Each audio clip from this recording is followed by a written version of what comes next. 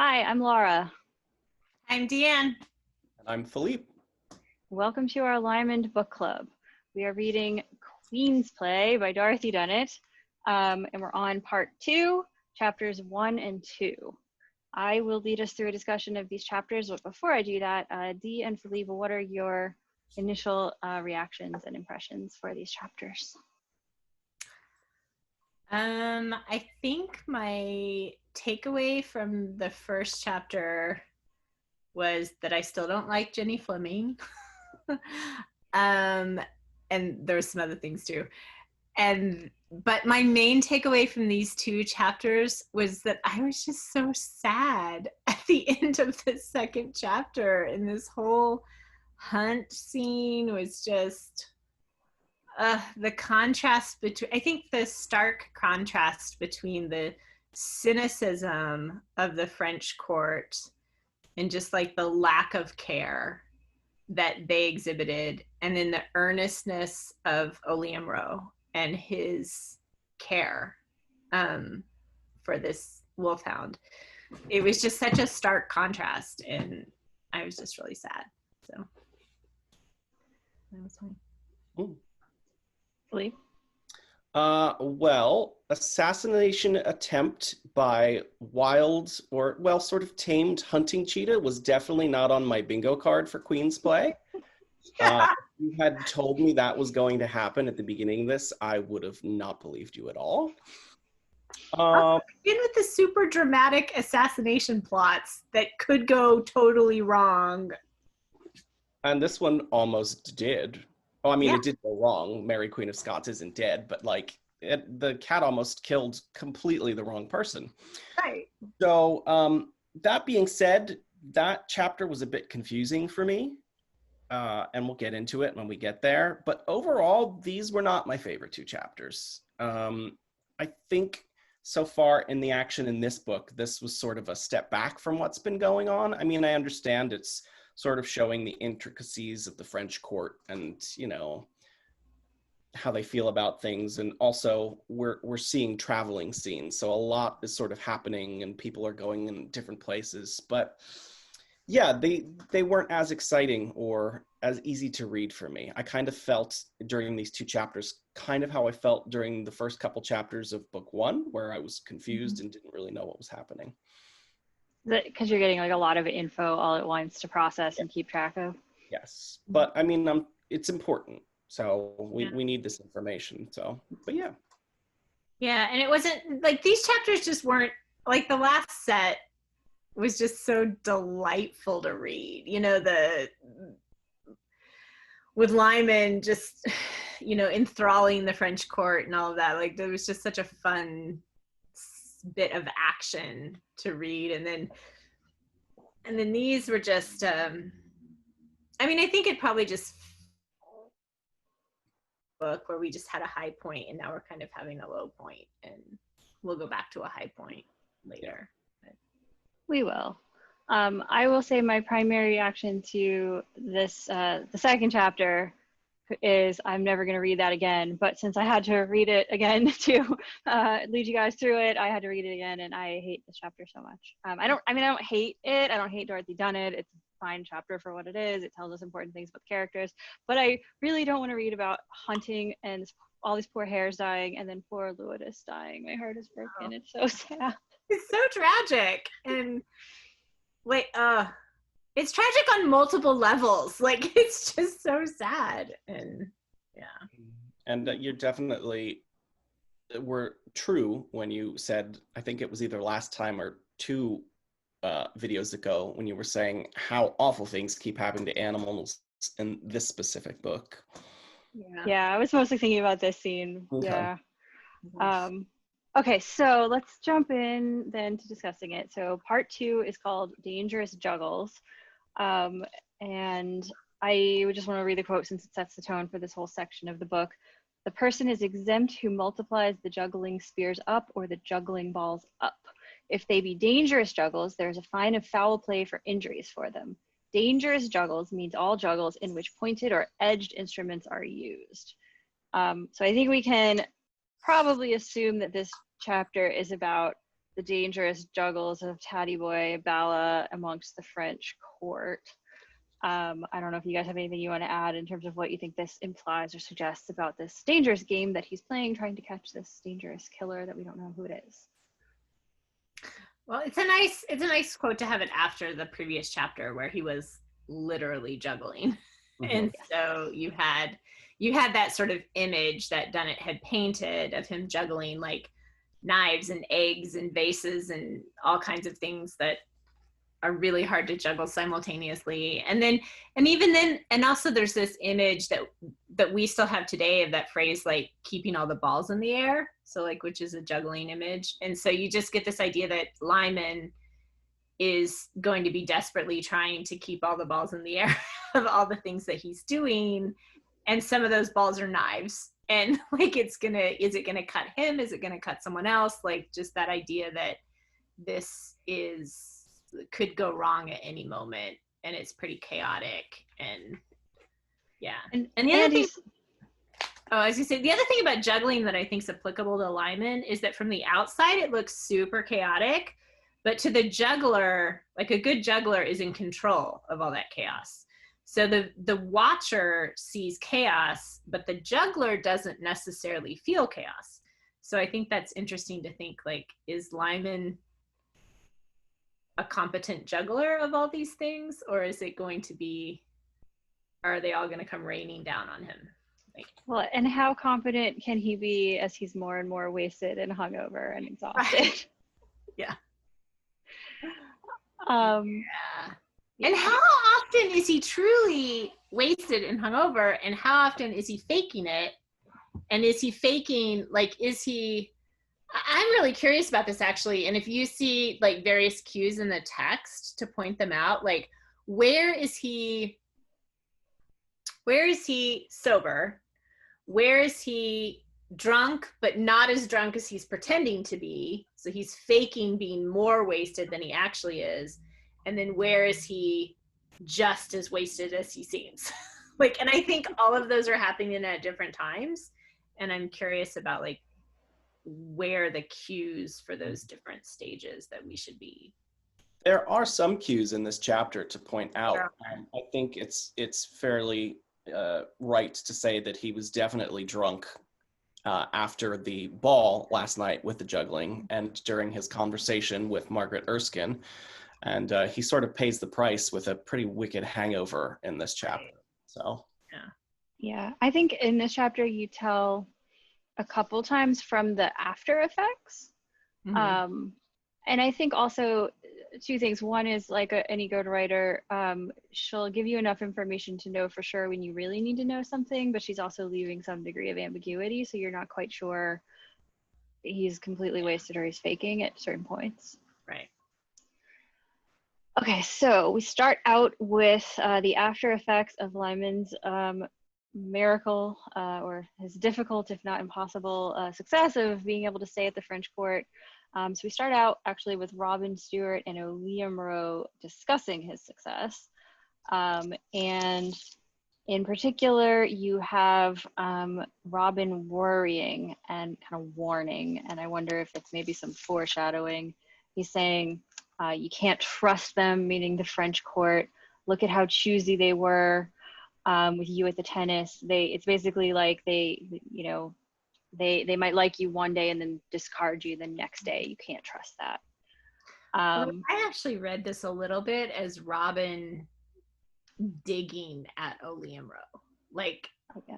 He's warning him, but he's actually, because he's jealous of O'Liam Rowe's relationship with Thady Boy.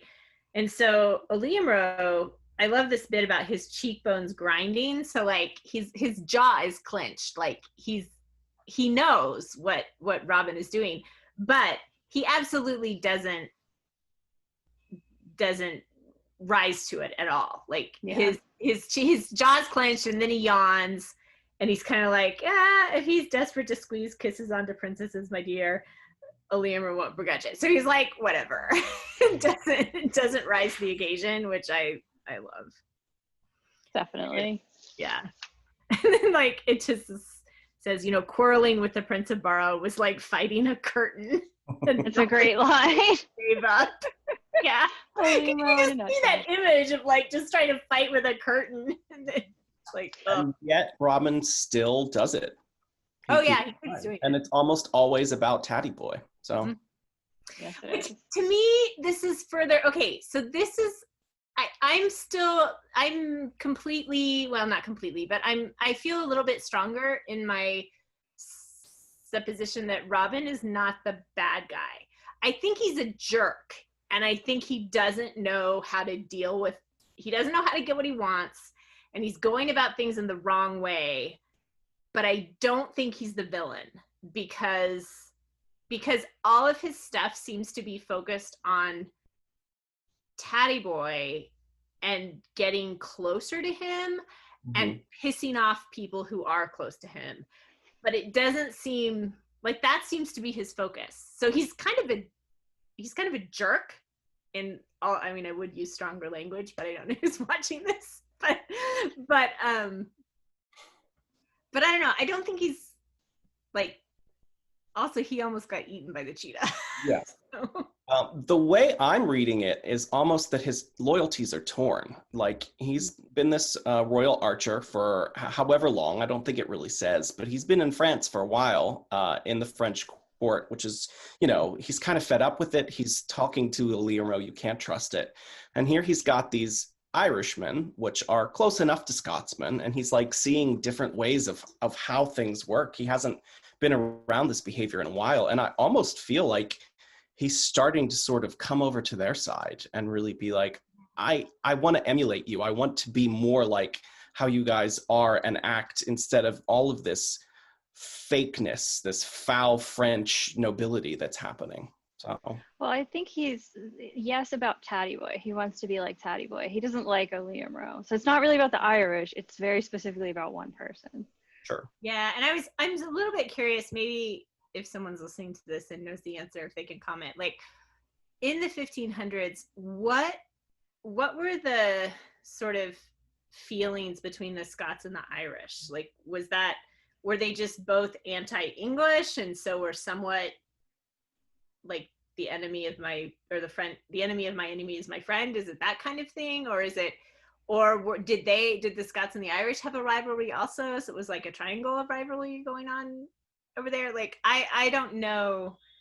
I know the English were bad to everyone, but what I don't know how they. So I'm curious how the Scots would be perceiving Lymond and Thady Boy and Pater because they were Irish. I wonder I don't know the answer to the historical question. We do know that in the book, Lymond's brother married an Irish woman, so there's obviously some degree of like alliancing between them, but yeah. Who was Lymond's cousin, so yes, there's some connection there. I also, well, go ahead. I also kind of wonder if they were seen as like more uncivilized, like the sort of hick version. Oh, like I don't know. Well, that's definitely the impression that you get. Everybody, at least at the French court, thinks that they're like you said, like the Hicks. And then the Scottish are more, at least, I mean, there's obviously various groups within Scotland, but the Scottish that we're dealing with are the ones that go back and forth to France and have that like French refinement. Mm-hmm. Yeah. One more note on this starting section, I think, is that when Robin is warning, they're going to chew you up and spit you out, meaning the French court and how they're going to behave toward Thady Boy, I think that there's probably some question about how much this is true in general versus how much this is true in particular with him, because we already know that like people invite him to things so that they can make fun of him. So it could be that people in particular have a tendency to kind of chew him up and spit him out and make him feel used and tease him, and that he's kind of projecting that. But do we know how much of that was the French court and how much of that was Una O'Dwyer? Well, with Robin Stewart, it was Michelle Arison and his friends. Mm. They invite him to their, underground thing. I was thinking with Lymond's situation. Like, do we know, was Una part of a French thing, were there French people? Was the French court to some extent involved in her trickery there, or was it just her trying to humiliate Oliamro? We don't know. We don't know. Okay. Yeah. But what I was referring to wasn't that, because that's not about the French court. That's something that Una did, but was about why Robin in particular is warning about this, meaning in relation to the French court and Thady Boy. Yeah. Okay, so then Daubeny comes by, and we learn a few things. One of them is that Oliamro is going to be basically paid for, so he can come along with the French court, but he can't like show his face in the fancy situations with the king. You're not invited to the meals, basically. Yeah. And Daubeny, having come to visit Oliamro, has brought Jenny Fleming, which is sort of interesting. And there's kind of this like strange scene where Daubeny and Jenny get along very well, but something in this interaction kind of sets Daubeny off, and he gets upset. He's a little rude, and then he leaves. And that leaves Jenny alone to talk to Oliamro. And so we don't know exactly what happened and why he was upset and why he left. Do you guys have any thoughts or guesses on that one? I mean, I read these couple of paragraphs like 3 times, because it says, by the way, I still don't like Jenny Fleming. We noticed. Super fishy. Not a fan. So she comes in and she's kind of like swans into Oliamro's room and is like trying to butter him up or whatever. And you get this, you sort of get a little bit of a picture of Daubeny. So it's like the reservoirs of his speech flowed freely for her entertainment. His voice mellowed. Listening, you could guess how he'd impress the gauche boy who became king. So you get a little bit of a glimpse into John and why he's around, which is good because we haven't had that yet. Mm-hmm. But then we say, so Oliamro amused her with Irish nonsense, let her tease him, and contrived 1 or 2 exchanges with his lordship, which almost reached the dignity of serious conversation and probably startled both men. So somehow they had some exchange that was almost serious. In fact, a shade of puzzlement occasionally crossed Daubny's face, and once, unexpectedly, he addressed Lady Fleming less than civilly. She had been talking of home, but at the tone, she lifted her clear eyes to his lordship. John, if you wish to leave so badly, you may wait for me below. And then he leaves. I have no idea. So there is a reason, and you might be able to guess it. Some other ideas is maybe she's doing something to like set him off that we don't know about because she wants to talk to Oliamro alone. Maybe he's annoyed at something that he learns from Oliamro in Oliamro's behavior. TBD. Yeah, but I don't think it's not clear what it is. Like, of course, either she pissed him off or something they were talking about pissed him off, or he got reminded of something that annoyed him. But we don't have a clear sense of any of that. So, yeah. Something to keep in mind. There is an answer.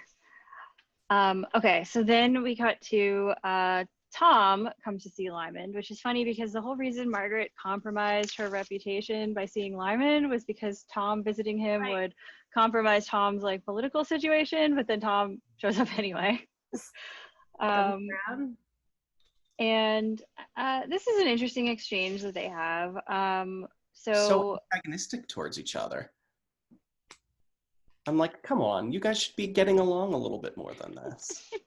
It's like Tom is like the one holdout from the first book that's sort of played an important part in both so far. And I really want him and Lymond to be on the same side. But like they just snipe at each other throughout this whole conversation. By the way, does Lymond imply to Tom that Lady Fleming is mad at him because he wouldn't sleep with her? Yes. Okay. I was like, is that what was happening in that conversation? Like, she's ticked because he won't sleep with her. Yeah, for sure. Okay. So he also, there is I mean, it's sort of interesting. There, it is. It's funny that you say that. I wasn't thinking of it as that sharp, but you're right. It is kind of sharp. Yeah. So your bit, D, was she formed a low opinion of the night's events or lack of them. So yeah, that's him. Right. Writing, Yeah. Like, because there weren't any events. So Yeah. she got mad. Yeah. But so then Lymond reveals that he knows the Queen Dowager is maneuvering to become the governor of Scotland. And Tom basically sort of rebuffs him and doesn't confide in him. Right. Which is him losing his wits. Like, he, finding a mine at his feet, temporarily lost his wits. And that lost his wits was him not confiding in Lymond. Is that what? Well, he's also taken by complete surprise because he doesn't want to give away that, yes, that's what's really happening. And how would Lymond know that? And it says that if only Lymond hadn't been like digging at him about Christian, he probably would have confided in him, which I don't quite understand why that's important, because Lymond guessed the truth. Like, Lymond knows what's going on. Tom didn't confirm it, but I'm intrigued as to why that seems to be such a big deal, that Tom didn't confirm what Lymond already knows. I can see where not telling him something he didn't know would be a big deal, but I think it's that he doesn't confide in him and trust him and open up to him and treat him like a peer. And I think it kind of comes down to the Queen Dowager wants him, but she doesn't want his mind as a sort of political advisor. She wants him as a tool to do what she wants, to get done what she wants done. And I think that's what pushes him away somewhat, in addition to him, like, he's saying very clearly that he can see that she's maneuvering for her own power that may not be in the best interest of Scotland, potentially.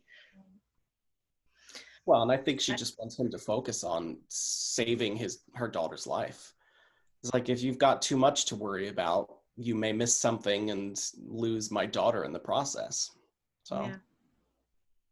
Yeah. By the way, I think it's interesting on 120 that we get another very, if we didn't have enough in 2-3 pages before, we get another very clear message that D'Aubigny and Jenny Fleming get on well together, which again makes me not like him, because I super don't like Jenny Fleming, and so it makes me think I have not given up on my John D'Aubigny is a bad guy. Whether he's the bad guy, I don't know, but I feel like he's a bad guy. Let's actually the Lymond. What? Just tell her it's incest. Yes, I was gonna say, it's interesting that Lymond is like, stay away from her, or get him away from her and get her away from Aaliyah Rowe. So Lymond is making a point, like, keep these three apart. Yeah. Yep. Philippe, what were you saying? I couldn't hear you. Oh, just, the whole tell her it's incest thing, because her and D'Aubigny are actually related in a sense, probably pretty distantly, but. Yeah, I was trying to figure that out. So D'Aubigny is John Stewart. So Matthew Stewart, Lord Lennox, is his brother. Jenny is the illegitimate daughter of James V. Who's also Stewart. Also Stewart, obviously. So, but do we know how close the Lennox/Stewarts are to the royal Stewarts?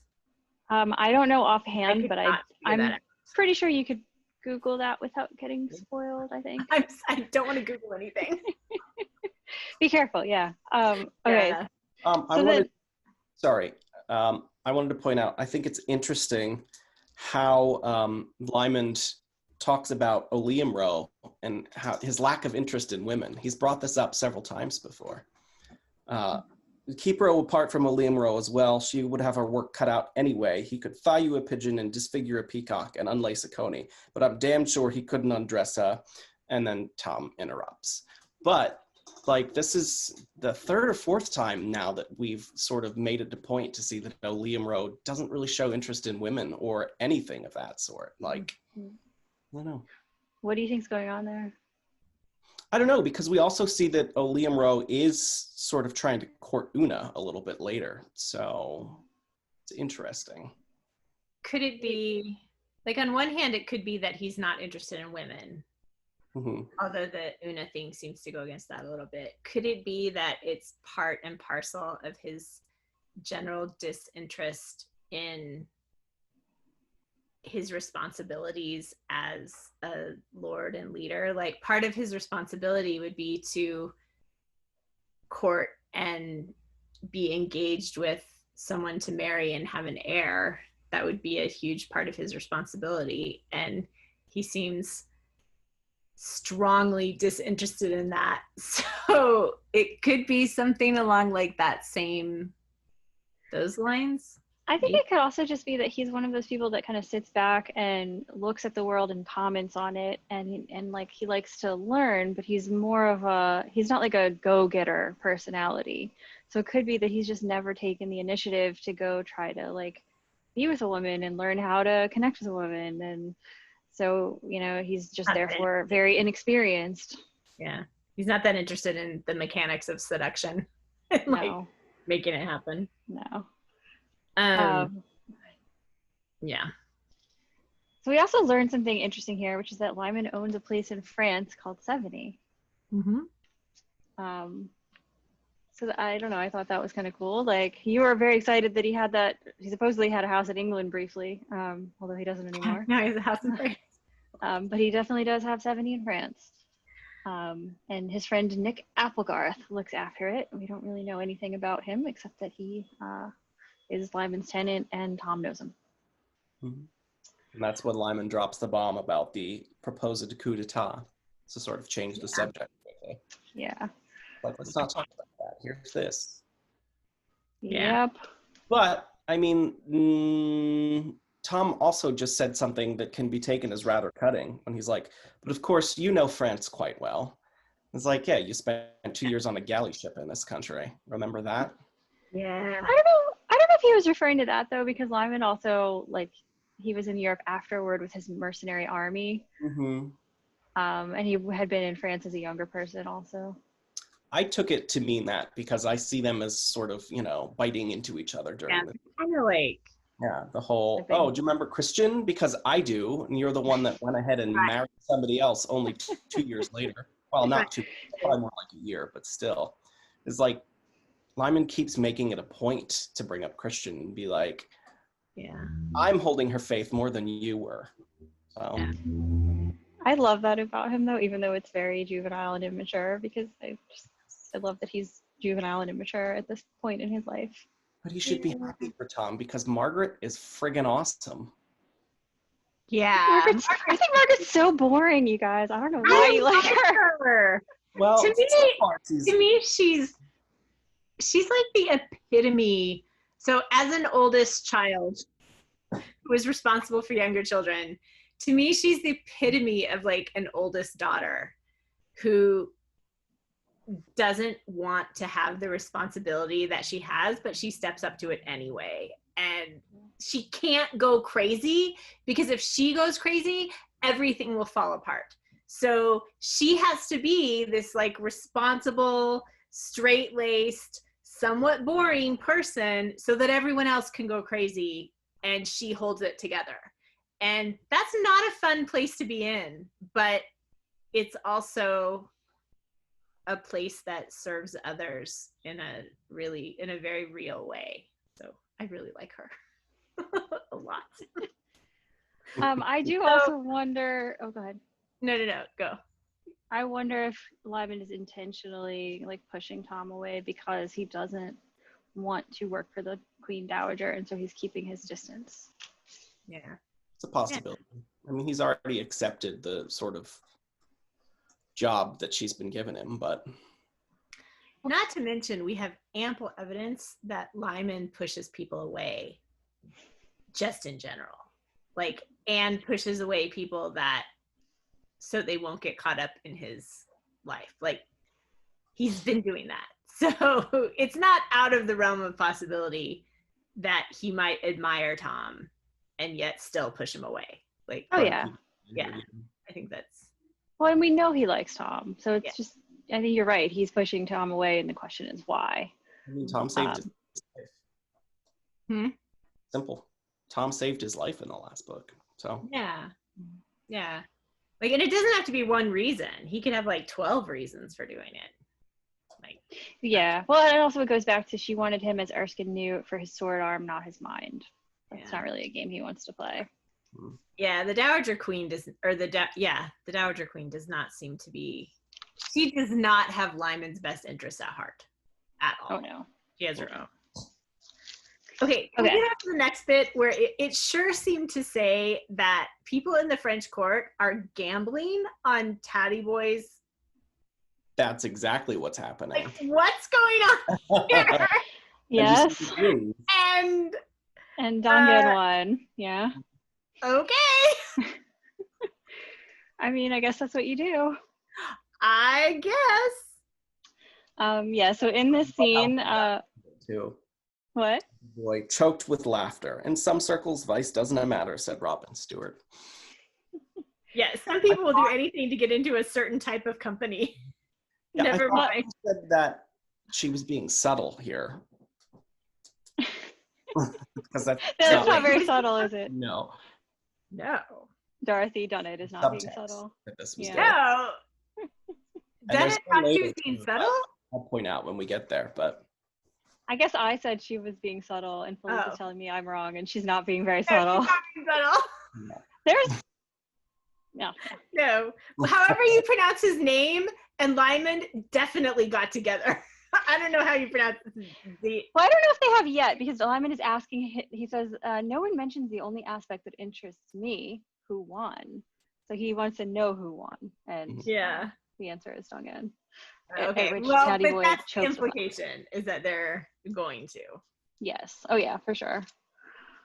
Is it Danon? How do you say his name?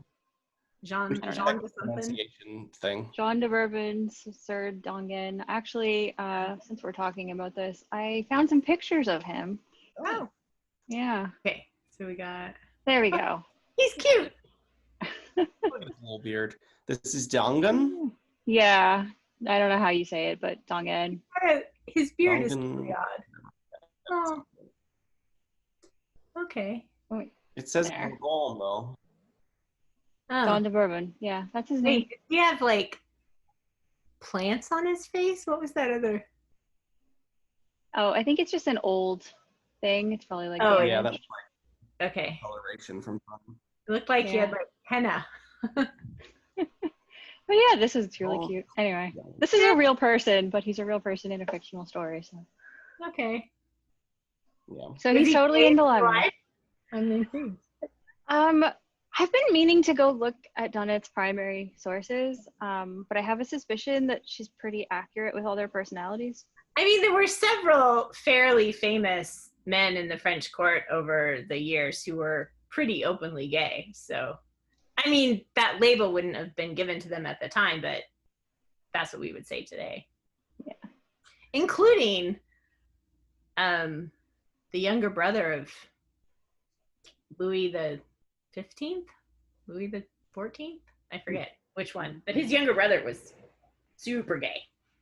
I mean, I think it's worth noting that like the sort of definitions of sexuality culturally were different then than they are now, and so the concept of gay and straight didn't apply as much, and I can't speak with any great knowledge of exactly what it was in France in the 1500s, but it was probably more oriented around like, regardless of who you were into, maybe you could sleep with whoever you wanted, but then you had to marry a woman so that you could reproduce, and just I don't know. But we should just keep in mind that it's different than what we would.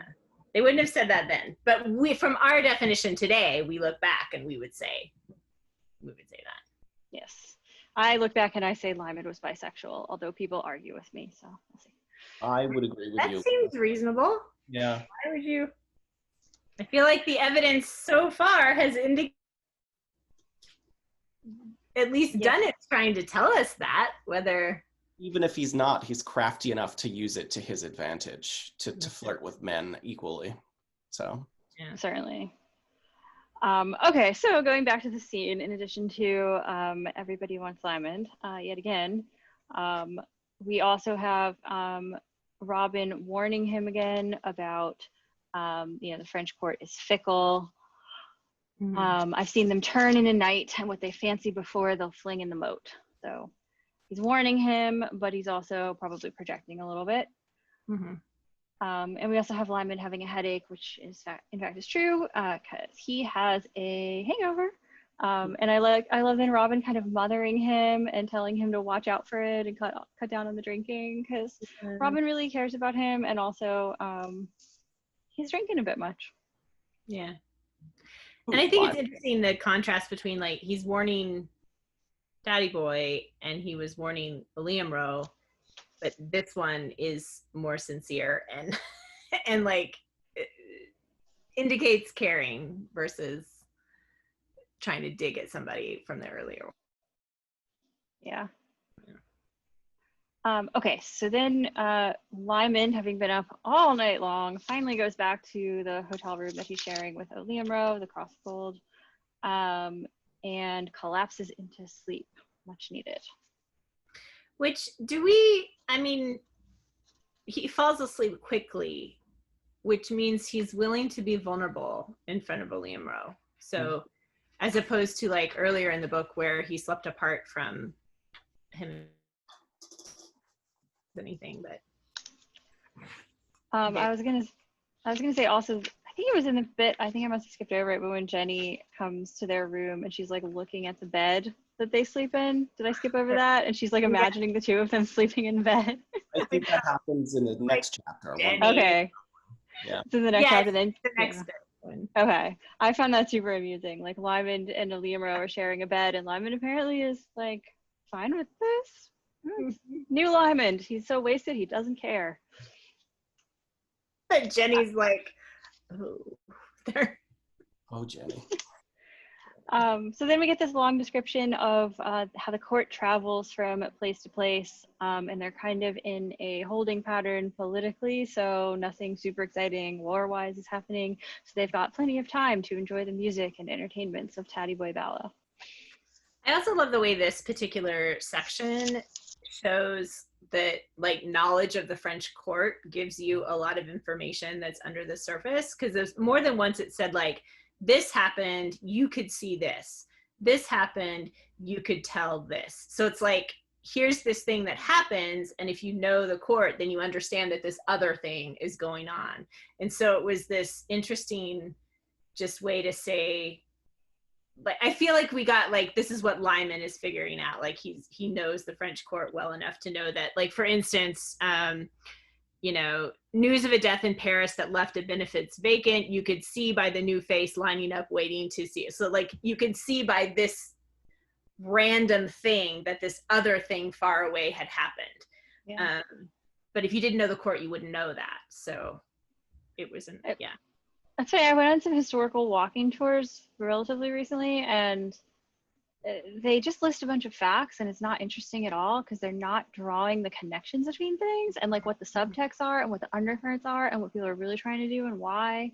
And I love how Dunnett, in so few words and very concisely, is able to do that and kind of paint this picture of history that's a lot more interesting. And I also just love her kind of attitude and her, not cynicism, but her like really astute understanding of how things work, and maybe a little bit of contempt for the shallowness of it and the silliness. Like I love her little line of, but the proper exercise of the king's divine power obviously was to encourage all peoples in Germany. Yeah, right. Like that's a bit petty. Also, it gives it, you get this very concise explanation of why the king is just waiting around and not doing anything. And this idea that he's on the people that he likes at the beginning of his reign. So now it says, unfortunately, the money was lacking.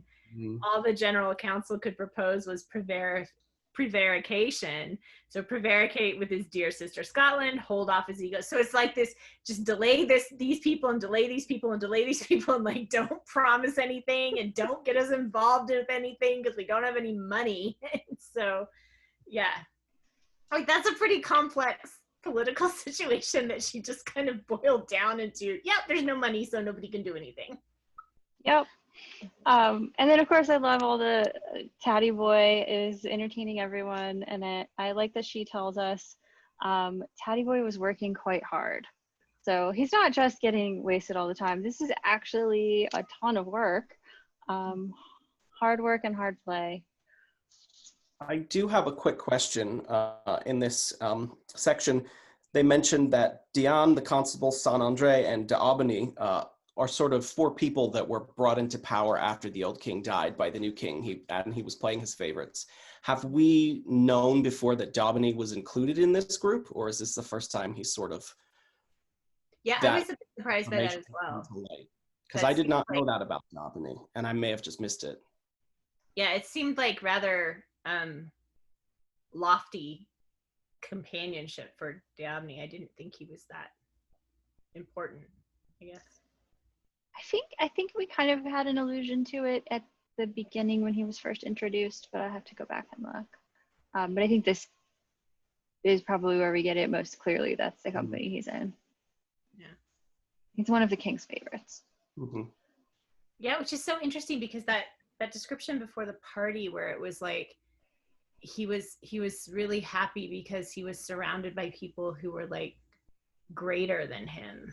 There was that whole line about how the people that he was with were like more exalted, and that his father, like his brother, he was having a better, I can't remember. It was something along the lines of like his life was better than his brother's because of these people or something. And you got a sense of kind of how petty the rivalry was in his mind. Yeah.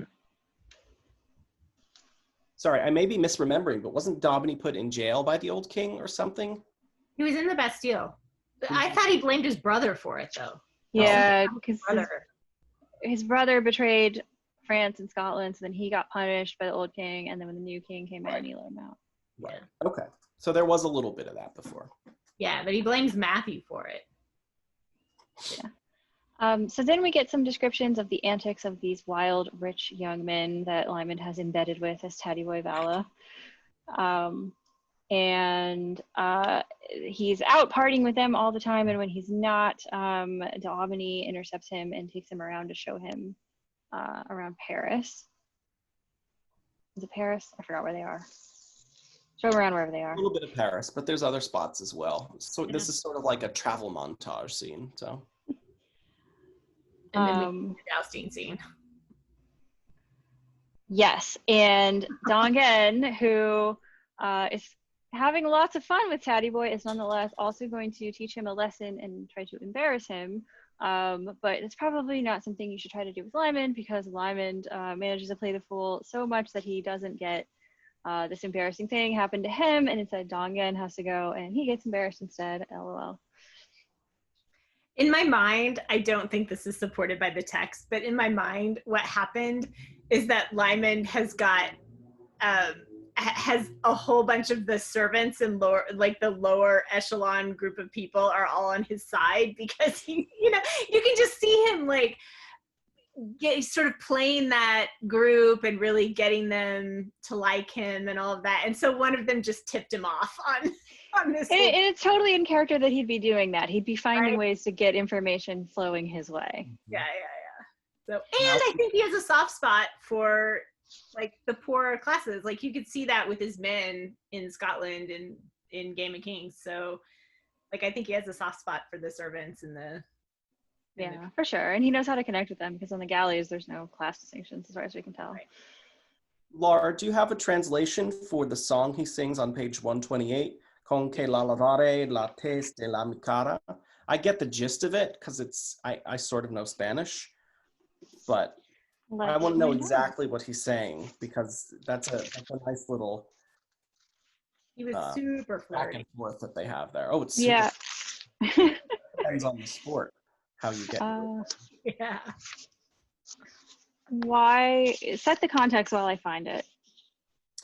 So this is right after Dongen goes at the jousts, and he hits the I forget what it's called, but the bucket, and the water sort of falls on him where he thought it was going to fall on Lymond. So Lymond has effectively tricked him. Yeah, and it was boiling water too. Like, Yeah. it wasn't just a trick, it was kind of a mean trick because Yeah. the water was boiling, which Okay, you guys are gonna love this. okay.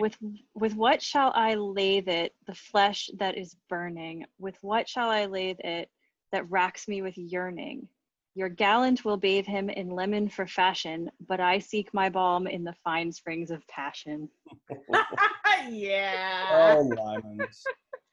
This is from the Dorothy Dunnett Companion, Volume 1.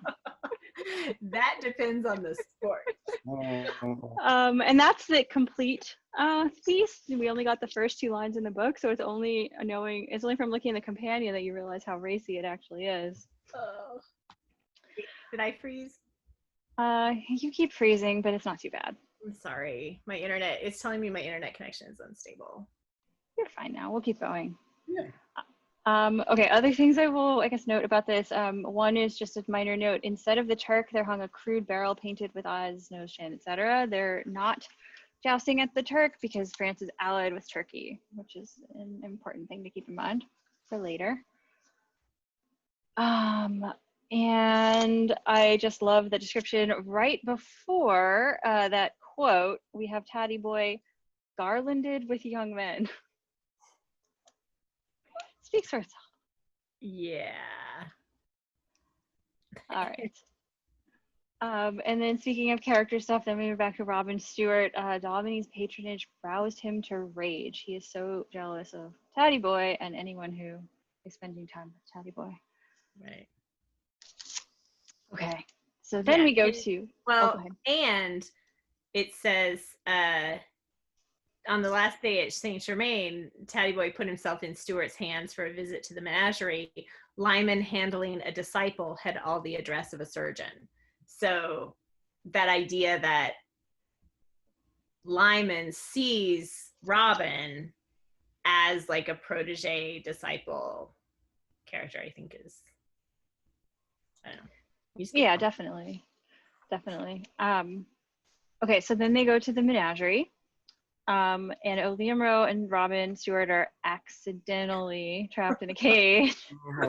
Whoops! How did that happen? And then that lets Thady Boy, Lymond, and Archie go talk privately.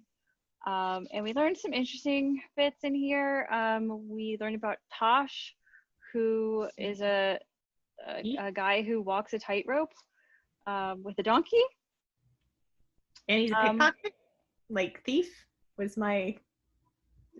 Yeah, something like that, yeah. He could lift the whiskers out of a gallon's beard box without giving a tweak to his chin. Tosh should take the meat off your foot. So I think he's a pickpocket. Like, yes, that would make sense. Yep. And then we learned that the donkey gets its horoscope read whiles in Blois by the woman I told you of that lives at Duton's by the moneylenders.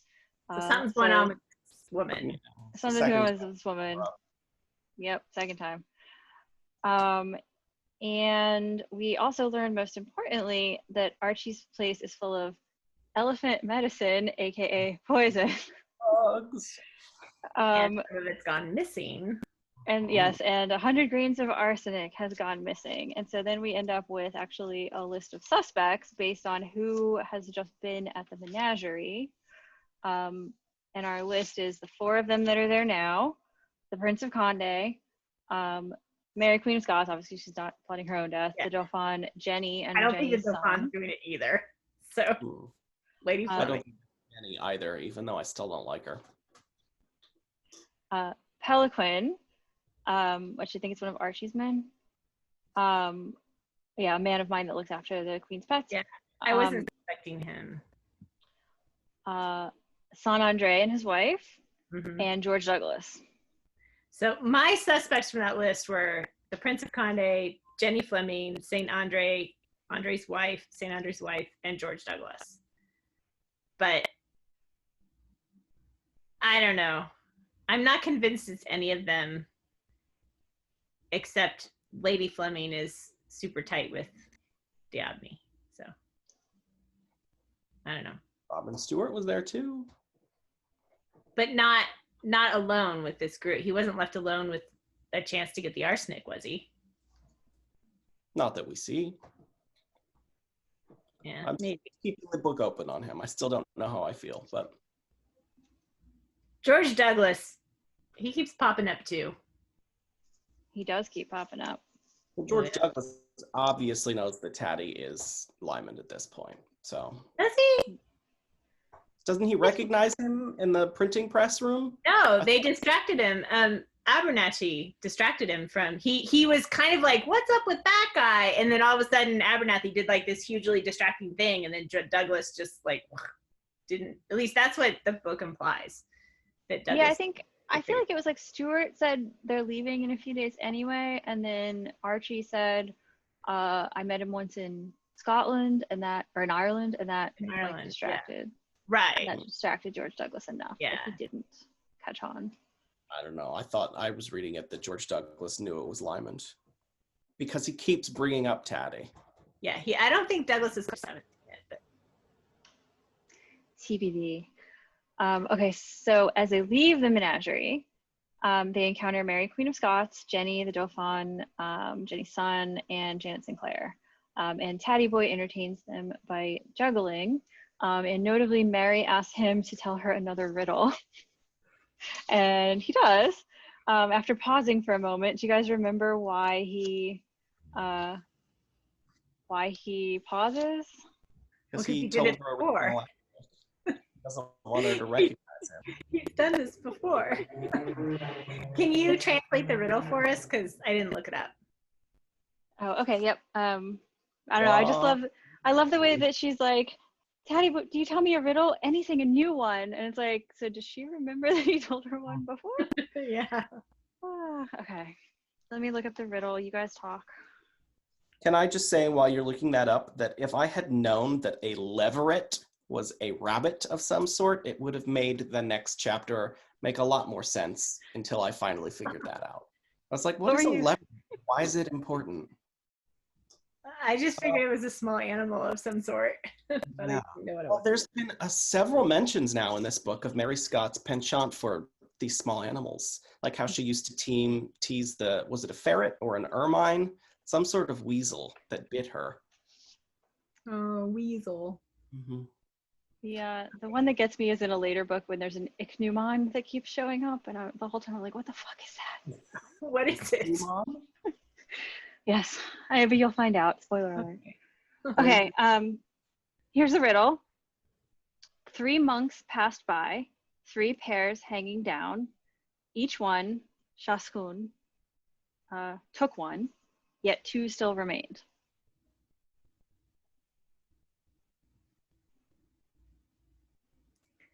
Three monks passed by, 3 pears hanging down. Each one took one, but 2 still remained. Is it something to do with pears being the fruit and pears being a couple? But does that work in French? Like, that's the English way that word would work, but... This riddle only works in French. Okay, I was going to say, I don't think that works in... I don't get the joke. Okay, how does it work in French? Okay, it's a spoiler. Chascun, I don't know how to say words in French, is apparently the word for one. So each one, parentheses, chascun, took one. Okay. And the answer is one of the monks was called Chascun. Oh, okay. Okay, sure. So one of the monks was called, his name was each one? So each one took one. So one of the monks took another monk? No, took a pear. And so there are 2 pears left. Yeah. 3 monks walk by, 3 pears are hanging down. One of the monks, whose name was each one, takes 1 pear, and there are 2 pears left. There we go. But that doesn't work in English. No. I sort of love how when Robin Stewart can't figure out the answer, he starts looking at the royal children as his competitors and like gets really sort of angry So about that. competitive. He's like, oh, now I have to compete with the royal children as well. What does he think he's competing for? He's so needy. I think he wants to impress Thady Boy by getting the answer. He wants to be Thady Boy's guy. Just not. I'm surprised he doesn't. He's not more jealous of John Gannon, actually. He doesn't want to be with Thady Boy. He just wants to like be his apprentice. I don't know. Maybe. Yeah, it's an interesting question. I think he wants him, and he wants to be him, and he wants to be led by him. Yeah. I also like Liam Rose thought as he leaves, pricked for the first time in his life by the terrible innocence of childhood. So we had the sweet scene with the juggling and the children, but we know it's all life and death, and someone's trying to kill the poor little girl. This innocence is not going to last. So then we go back to all these wild antics. Thady Boy's in the middle of all-night escapades, drinking, and Liam taking Lymond home. And Liam Rose thought he understood that this in an unfettered form was what Lymond meant by taking a holiday. And it had to do with like losing Pater in a game. I didn't. He lost as his last steak at the table, so he had to spend 10 days eating black bread and beans. Like that doesn't sound very fun for him. No. That kind of sucks. But this is very representative. Their antics are over the top, cruel, and really wild and ridiculous. Yeah, like taking all women's clothing and taking them to the side stream and holding them ransom. Silly. Yeah. Like, why? I don't know. These are bored, rich. Their clothing dress in them, but yeah, they're bored, rich jerks. Basically. Yeah, bored, rich jerks who don't have people to tell them no. And but I think it's interesting. Like, this is Lymond's holiday, and I definitely see the parallel with Jenny Fleming. You know, the lack of responsibility. And there's like this sort of underlying question: how much is Lymond doing all this as a way to protect the Queen, and how much is he doing all this as his vacation? Do some crazy stuff. His life has been intense for the past many, many years, or maybe just some years. A lot of years. Since we still don't know how old he is. No, we don't. Yeah. And then we know that he's been drunk, but like we were talking before, we don't know how drunk he is. It says Lymond, who was by no means incapable, curled up peacefully and slept. So he's drinking a lot, but he's not completely out of it yet. And he's sleeping peacefully with Nero Liamro, which is, again, maybe he needed this vacation. Yeah. Poor guy. Okay. So then that's our chapter. The wild antics of the young man and Thady Boy getting absorbed in them is kind of the main takeaway, I think. And then we start with the next chapter, Blois, Red Tracks in the Wood, which is a horrible chapter. Okay, so in this chapter, first of all, the quote is just so freaking weird. It's like a list of dogs, and then it tells us that these are fully lawful dogs. It's like the most random list. The dog that follows a woman and then has on a tested muzzle, and the dog that follows on the red track of a stark naked man in the wood. And the lawful hunting dog and they're all lawful dogs. And so what I'm curious about this list is, what are the unlawful dogs? Why is the dog following the stark naked man in the woods? I mean, I'm sure there's some explanation in like ancient Ireland culture or mythology that explains this, but it's like, what? Maybe it has something to do with like poaching and using the dog for like, that would be illegal. I don't know. None of these people are poaching.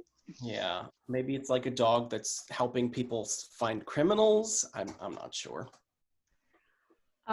So we go to Blois, which is how the audiobook narrator pronounces it. So I apologize if I'm wrong.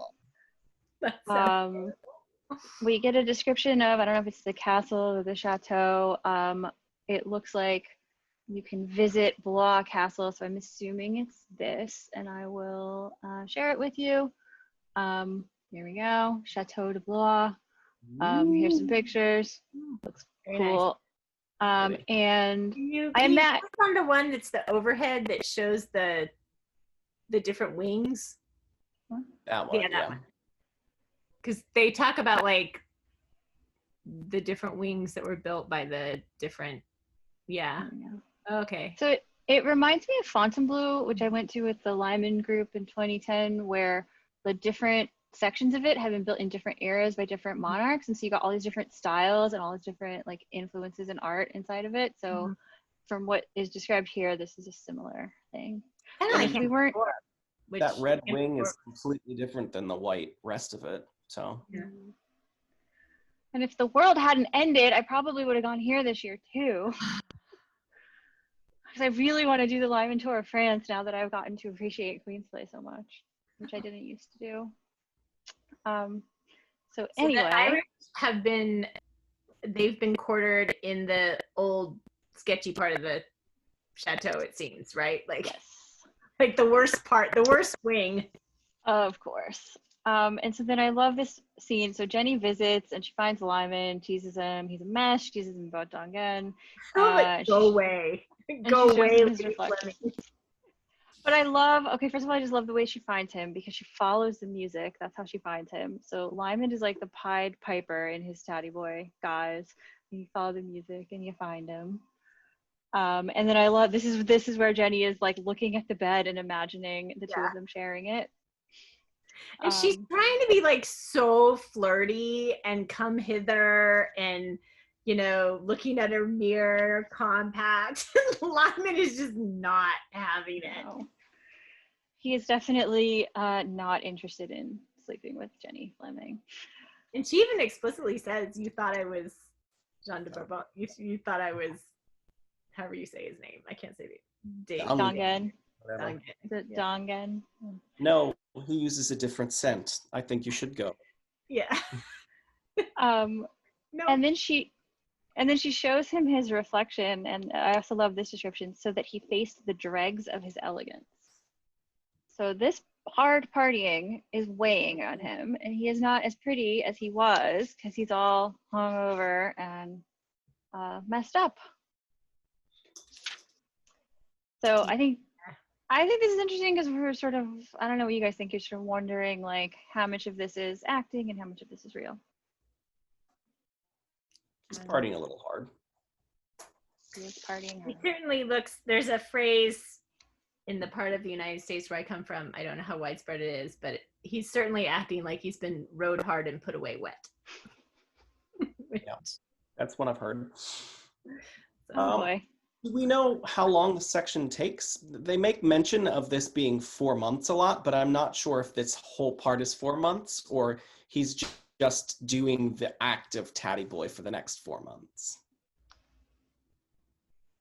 I don't know how many months it's been yet. There is a timeline. We can look at it after this. Sure. Because I'm wondering if maybe he was getting complacent and partying too hard because nobody had really made an attempt on the Queen's life yet.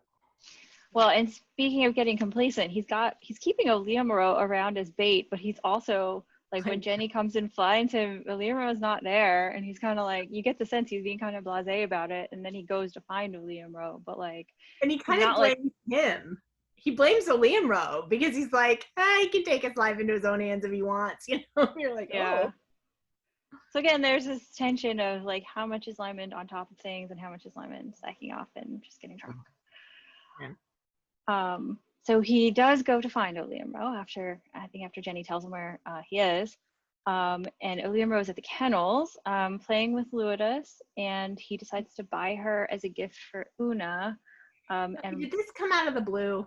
Because have we seen any contact between Oliamaro and Una since Una like was super shady and tricked him into going into the king and like almost got him killed? Like, I don't understand why he's buying a dog for this woman. Well, the first time he met her, there was this line like all the Irishmen were like, She's Oh, she's so super beautiful. beautiful. Right. She's super, like supermodel beautiful. But she almost got him killed. Like, I mean, maybe he could have said, like, it was an innocent mistake. It was her aunt putting her up to it. She was I just a look messenger. side-eye at this. I do not. I actually didn't know until this moment that Una and Lady Boyle were traveling with the whole crew. So. Well, Robin, they weren't. They were at this other town, and then Robin told, like, you get this whole scene where, or they must be nearby. They were at They're at Newby, yeah. Oh, I missed that And completely. Robin, like, was super shitty and told Madame Boyle about, basically he ruined Oliamro's present on purpose. I knew that. I just didn't realize that they were at a different town. I thought they had been part of the sort of. I think they were, but maybe they were traveling too and were just nearby. I don't know. I think that they were based in Newby, and Robin went and got them to be a dick because he's really possessive of Thady Boy. So also, I have a little fan art here of the sweet Lourdes with, this is a non-disguised Lymond and Oliamro. So, aw, poor thing. And this is by Prince of Pictou on Tumblr. And then here's a wolfhound because I didn't know what they look like. So Yeah, there you go. I was gonna say I have a friend from college who had a wolfhound, and when that dog would greet me, it would put its paws on my shoulder and its head would be even. So I'm almost 6 feet tall, just so everyone knows. And the dog would put its paws on my shoulders, like its head would be even with my head, and it could knock me over if I wasn't braced on something. So wolfhounds are huge. Yeah, so like this dog is a like small pony. They're definitely one of the largest breeds, if not the largest breed of dog that exists. So The fact that like the dog could go up against the cheetah is not, like, it's not ridiculous. But yeah, it's a hunting dog also. It's not ridiculous, but also the cheetah one. The cheetah would win, but the dog would, like. So I think it's also, at least it stands out in my mind that Lymond, he picks up Lourdes's paw, and then it describes him as smiling down at the grass. So he meets her, he interacts with her, he likes her, and he smiles at her, and then he's the one that sends her to die to save the queen. He does sacrifice her in the end. Good job, Lymond.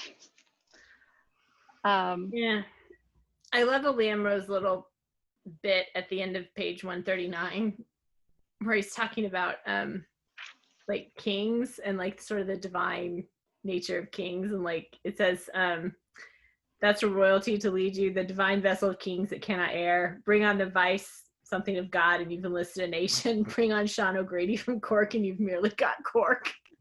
Just this idea that Ireland is not united under any particular, like, it's just, you just get a local guy and he's got his local area. But it's so Oliamro, beguiled as ever by the sweet pipe of a theory, Oliamro pondered. And he'll ponder and he'll kind of just go off, blah, blah, blah, but it never occurs to him, like, you need to make some decisions and take some actions. And it's not just all theory. Yeah. So then we have the hunt. And I like this part. So Mary Queen of Scots and her entourage show up. And Jenny sounds like she does not show up because whatever fascination Lymond held, it had no power at 5 a.m. Yeah. Which I can totally relate to. No matter how much I love something, if I have to be up at 5 a.m, it's not going to happen. I also thought Lymond gives this little insight into to Robin that was good, about, because he's talking to Oliamro about the like court life and everything, and Lymond says, Stuart thinks it's perfect, the joy unspeakable, the comfort inestimable, the pleasure without murmuring, the hilarity without care. He can't get into it. That's his only complaint. So it's like this, what's driving Robin is that he's on the edges of this lifestyle that he desperately wants. And so And he thinks and for reasonably so, he thinks Thady Boy is perhaps his road into it because he's seen this guy get into it. Like, so. Yeah, he thinks maybe that his key could be Thady Boy, or what he could learn from Thady Boy. Right. Or if nothing else, yeah.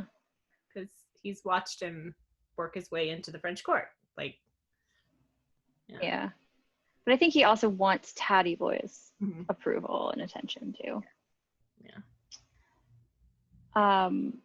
And then meanwhile, of course, we have a Liam who really couldn't care less, which I also like about him. And then we have different. Robin being a dick about Una and Mr. Spoil and the dog. Yeah. Ruining the surprise. Okay, so we cut to the hunt. The Queen's party arriving. Francis the Duke of Guise is leading the hunt. Una and Mr. Spoil are there. This description of Una on 143, like a tall sea goddess. And then later on, we get her mermaid's eyes, green lit and intent as the cat's. So 2 images of Una as a sea creature, mermaid and sea goddess.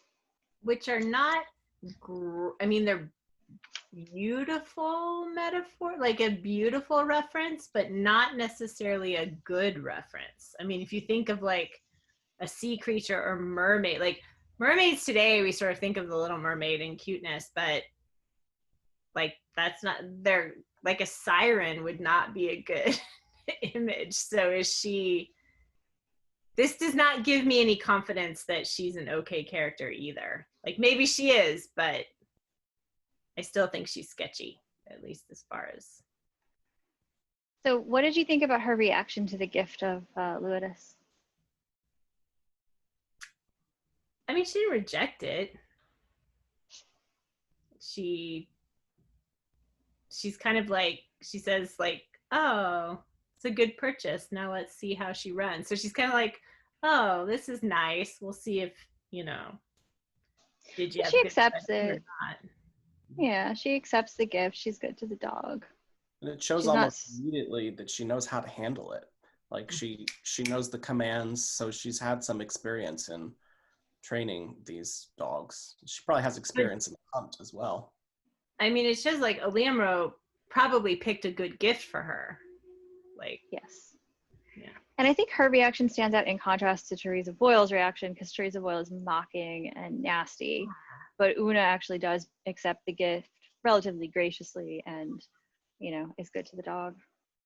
She's not enthusiastic to Liam though. Like she seems to like the dog, but she's not. I don't think she's very enthusiastic about the gift. The fact that she got a gift from Liam, but she does seem to be kind about the dog. Yeah, she's kind. She's certainly not effusive by any means. Yeah. But at least she's not nasty. She's not nasty. So then Luidus is a great gift. Luidus is kind of the hit of the hunt until the cheetah shows up. And we get, it was not hard to tell who had engineered it. So not only did Robin invite Una and Teresa Boyle there, but he also, according to what Thady Boy has ascertained, he is the one who arranged for the cheetah to be there, destroying the attention that Luidus was getting. As far as we know, it's just about the attention. It's not like he was actively trying to get Luidus killed, but it's kind of mean. Mm-hmm. And if the cheetah is the assassin plot, then it goes back to Robin is either actively working with whoever the shadow villain is, or he's being manipulated by the villain. Yeah. Mm-hmm. And then we've got, go ahead.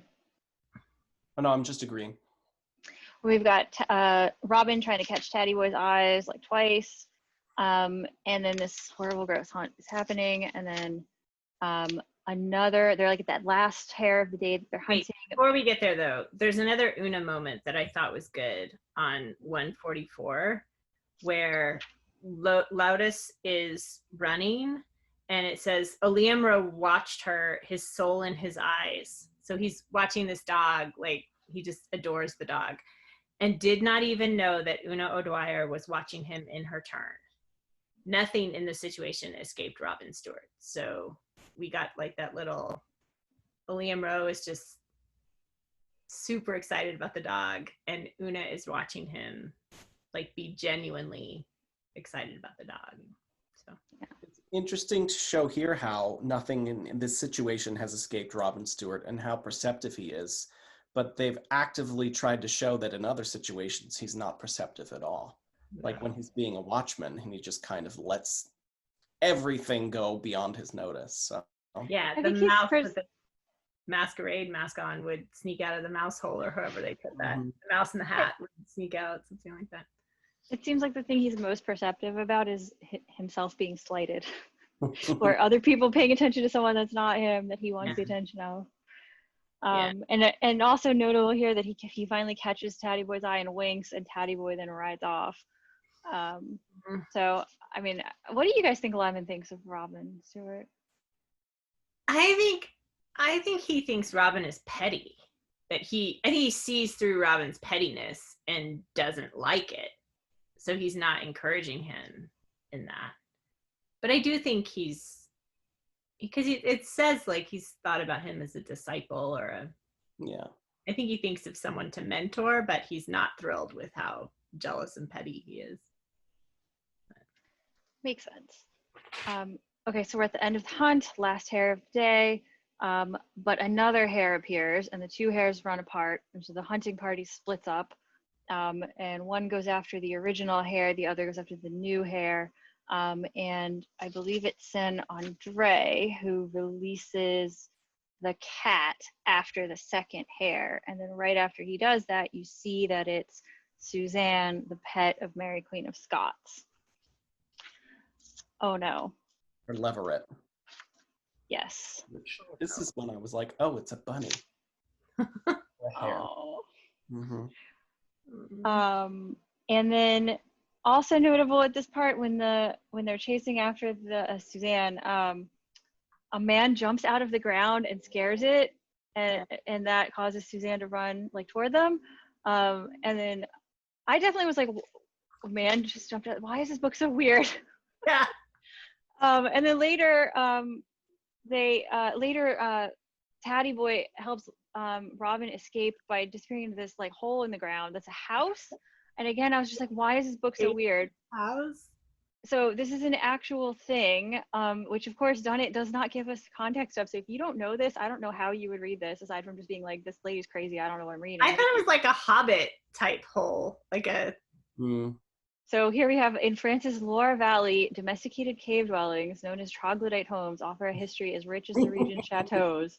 And there's this whole thing about these like underground houses and pictures of them that go back. So this is what the guy jumped out of, and this is what Robin and Thady Boy jumped into.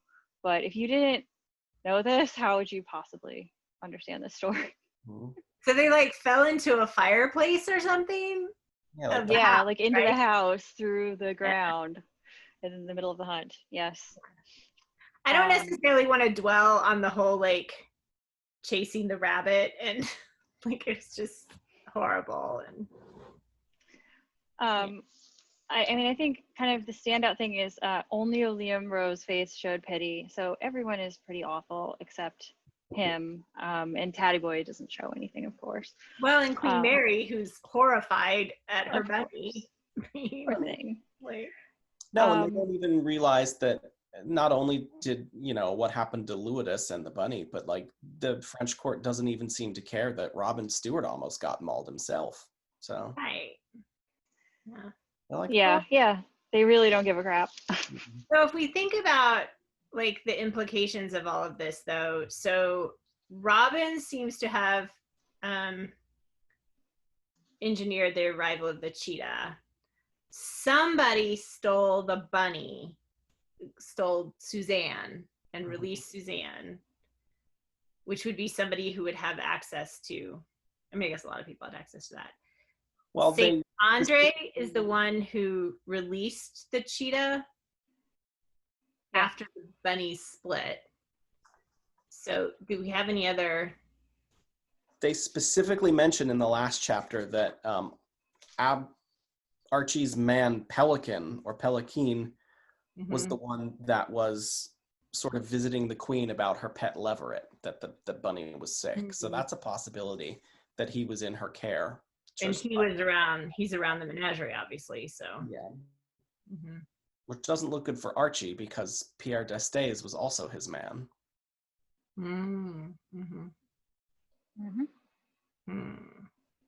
But I like Archie. I do too. I don't want him to be bad. And Lymond trusts him. Yeah.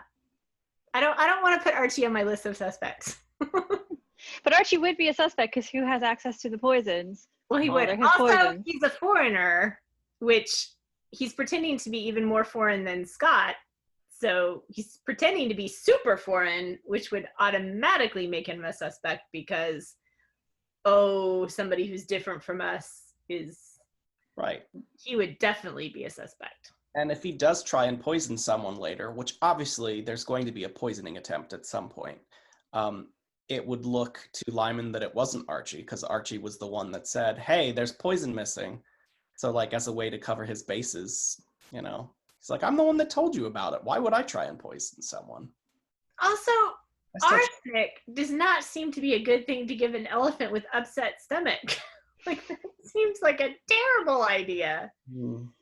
I don't know anything about elephant, medicine, but yeah. When I first read it, I thought it said arnica, and so I was like, "Oh, that's nice. He's giving arnica to the elephants." Like, no, it's arsenic. Totally different. Oh God. He's very worried about this poor elephant's bowels. Yeah. Well, I mean, it's far away from its native context. I'm sure it's having problems. Okay, so a couple other observations in this section. I think part of the reason it's so upsetting and moving is we get the Hare's point of view, which is a really interesting literary trick because she's got this like slippery third point of view where she can kind of drop into anybody's head. So she drops into the head of the Hare and you're with the Hare as it recognizes Mary and runs toward her. And you feel how scared it is, and then you're not surprised when it dies because it's so scared. Its heart is pounding. And then I think the important kind of character moment here is when Lymond is the one who grabs Oliamro's wrist and says, "Lou at us." And then, I think we learned something, one, about Lymond, that's what he decides to do, and two, about Oliamro, that he agrees. I don't know if you guys have any thoughts on what that tells us about their characters. I think for neither of them was that a cavalier decision. It was, I think both of them saw the cheetah racing towards the 7-year-old girl. Queen or not, the cheetah was racing towards a little kid. And I think they chose to sacrifice the dog. Very intentionally, obviously. But I don't think they did it they didn't enjoy it. It wasn't an entertaining choice, unlike everybody else there, basically. They could have risked their own lives, but I just think that they couldn't have gotten there fast enough. They wouldn't have gotten there fast enough. No, I don't think they could. I think the only option they had was to send the dog. The dog was the only one who had the chance to catch the cheetah. And they know how well trained the dog was, so right. It would have listened to them if they said, "Hey, over there." Yeah. So it was just really unfortunate that this all happened, but I think, Dee, you were prescient in saying earlier that Lymond will have a lot of ends versus the means kind of decisions to make, and this is another example of one. Yeah. I don't think he made the wrong choice.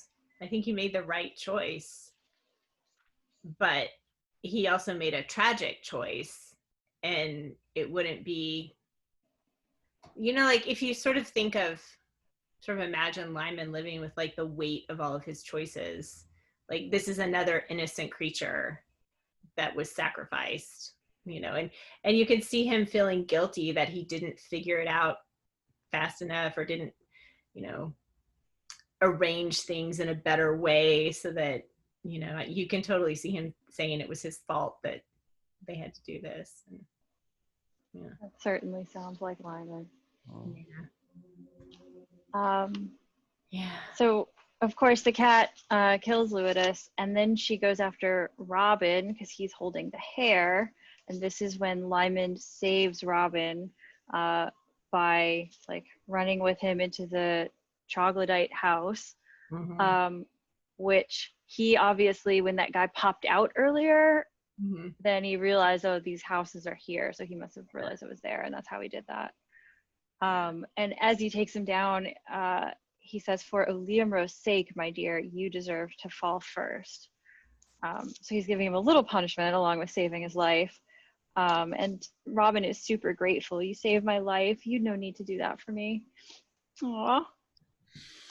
I do love this little we just get an insight into Robin's pettiness, even in the midst of this incredible crisis that he's under, where it says urgent and quiet, a voice said, "Throw it," meaning throw the bunny. Stuart doesn't realize the bunny that he's holding is already dead. And so it says, but that would be professional ruin. And Yeah, so, he was ready to die rather than embarrassing himself professionally. The reason he doesn't throw the rabbit at the cheetah is that it would be bad for him professionally. So as opposed to, it would save his life. So, yeah. And then, so as you guys mentioned, the court of France cheered the cheetah, laughed, and went about their business. Yeah. So this is really, and Lymond kind of referred to it earlier when he made some comments about this being the most dissolute court in Europe. Like, these people are so cynical and they're so uncaring. It's all pretty ugly. And then Mistress Boyle is absolutely horrible and nasty and makes this awful comment about poor dead Lewis, and do you think he's gonna ask us for a loan to pay for her? And he calls her it, and he's just awful. And yeah, she's just awful. We really don't like I really don't like Teresa Boyle. No. As Oliamro is mercifully killing Loudus, like, he's killing the dog because she was not dead yet and was like lying there in utter torture, and so he ended her life while Mistress Boyle is mocking him about it. Like, ugh. Yeah, so this chapter starts out very sweet with like adorable Oliamro rolling in the grass with adorable Lewis, and then at the end he's cutting her throat because Dorothy Dunnett is a sadist. I told you she tortures her characters. Really, really sad. I really hope we have a happy chapter coming up, because that was very sad. That was very sad. Any other thoughts on this chapter and other things that you hope for coming up next? I would like no more animals to die. That would be nice. I would be okay with that. I'm with you. Yeah. I would really like Mistress Doyle to get some sort of comeuppance, or I'm starting to feel like I want her to, I don't know, face an end that's some repayment. I'm still suspicious of Jenny Fleming and Diabny, and St. Andre's starting to come. I'm starting to get suspicious of him too. Like, he seems to be in these 2 chapters. He was in multiple places doing things that are like, So he's the oldest of the 4 courtiers, right? Yep. Yeah. So he's the one who's in his 40s. Right. So, okay, here's a thought. I still think he was like he was exiled or something by the old king and then brought back by Henri when he became king. And it's kind of the same thing happened to Diabny. He was in the Bastille, and then when he got out, like, Henri pulled him out, and he was in that group. Like, Diabny and Saint Andre were in that group, right? With Dion. Together with Dion and the constable. Yeah. Or was the constable the one who was exiled? I don't think the constable was exiled. I'm confused. I get confused on who was who with that group. But anyway, it just makes me wonder if Diabni and Saint, is it Andre? Why do I want to say Andre? San Andre. San Yeah. Andre. If they have a connection, like they seem to be about the same age, maybe, or I don't know, like have been around the French court in similar ways, were, you know, out of favor under the old king, came back in favor in the new king. Like, I just wonder if there's something there. Stuff to look out for. Conjecture. All right, anything else? I think so. All right, then we'll see you all next time. Bye-bye. Bye. Bye.